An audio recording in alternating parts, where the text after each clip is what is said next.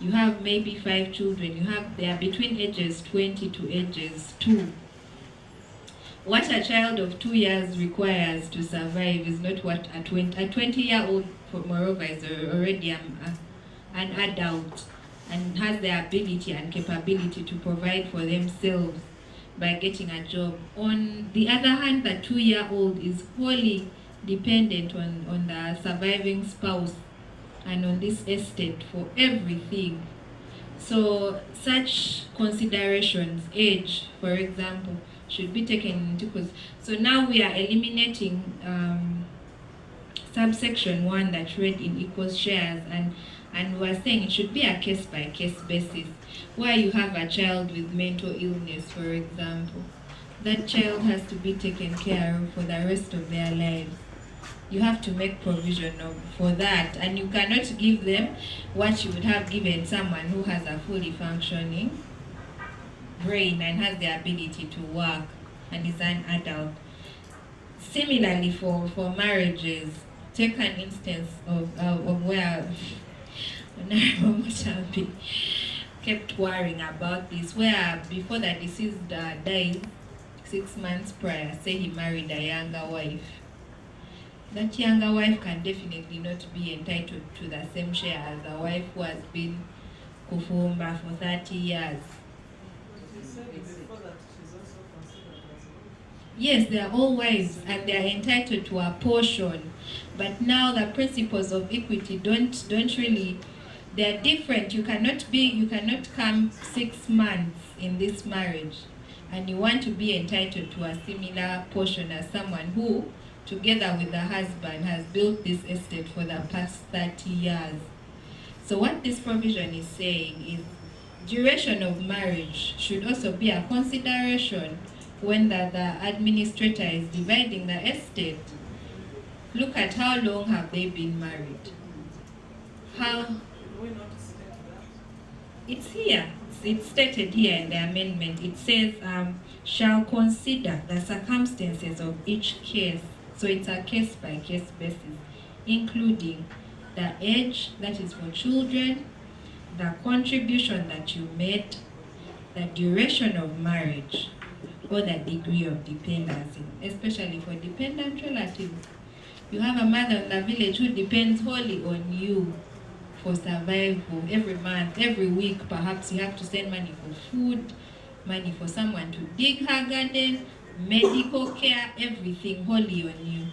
So that mother cannot be given a similar portion as your brother, who perhaps you only give school fees.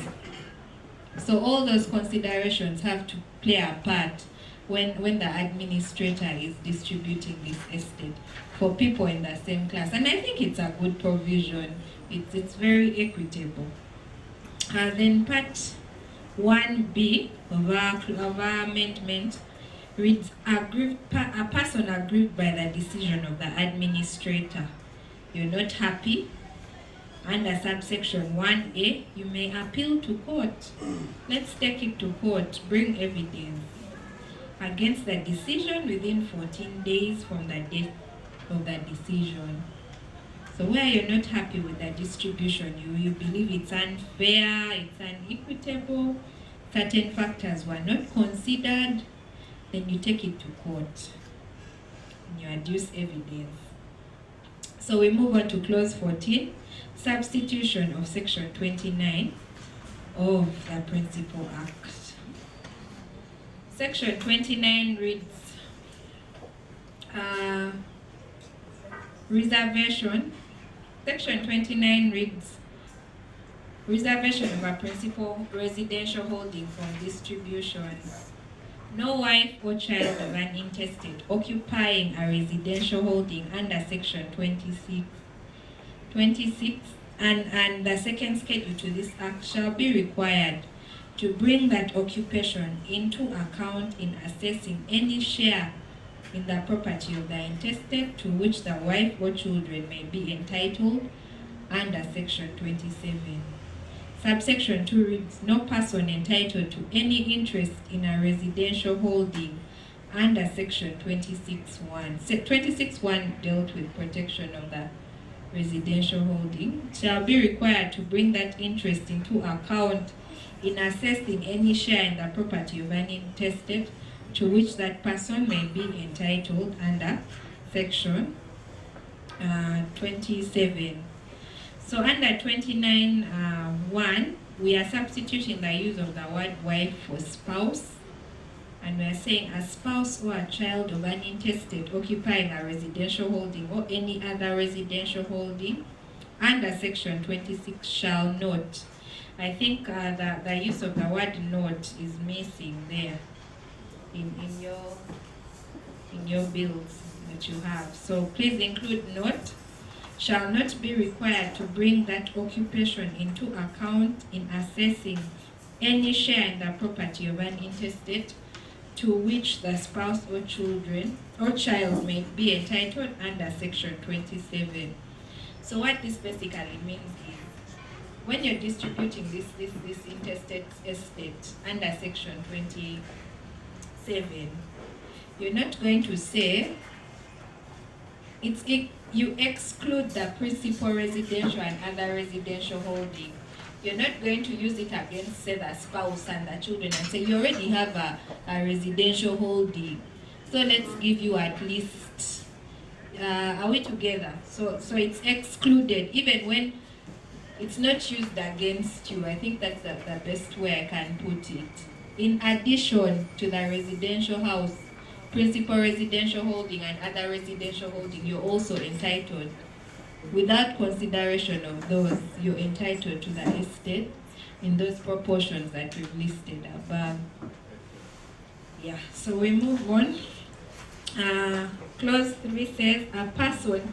So clause 3 introduces an element of an offense, which was not previously there in section 29 as it is. It was just reserving the principal residential holding, but it was not making it an offense to interfere with the principal residential holding of the spouse, surviving spouse and the children in the event that it happened. So now we've introduced the element of an offense and of course a penalty.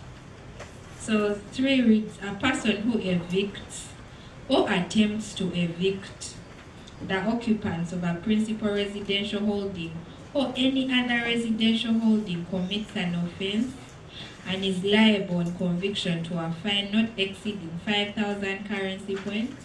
A currency point is 20,000. Or imprisonment not exceeding 7 years or both. So this is a cap. This is not exceeding. So this is the maximum. They could give you less and they could give you both.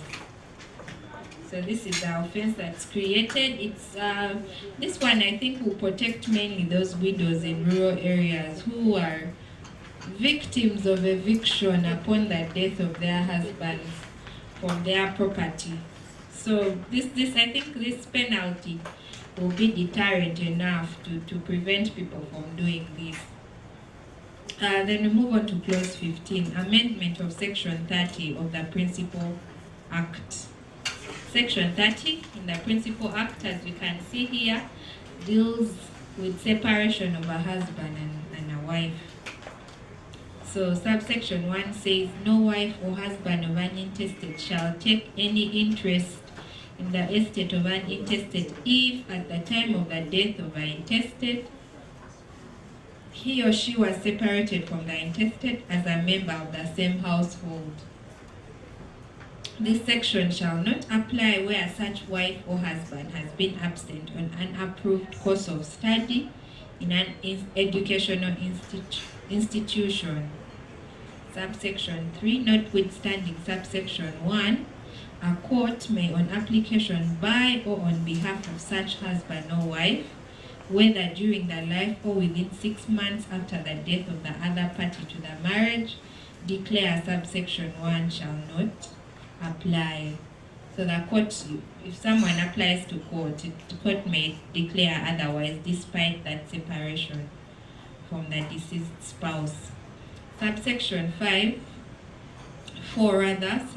section 38(5) shall apply mutatis mutandi with mutation. That is the easiest way I can explain. to an application made under subsection 3 in determining whether a declaration under this section should be made. Then 5, a declaration made under subsection 3 that separation clause does not apply shall authorize the applicant to take not more than a proportion of an intestate's property entitled to him or her under section 27. So if court deems you fit to benefit from the estate of a deceased, then section 27, that was the distribution section that had the distribution scheme, and along with the second schedule would apply. You're not allowed to get more, because once the court says, hey, you're fit to get. So what we had previously was 15% for a wife. Then you'd be entitled to only 15% and nothing more. So we have amended that now to read. Section 30 of the Principal Act is amended as follows. By inserting immediately after subsection 1 that says no wife or husband shall take any interest, inserting 1A that reads the provision of subsection 1 shall not apply where at the time of death it is the intestate who separated from the surviving spouse.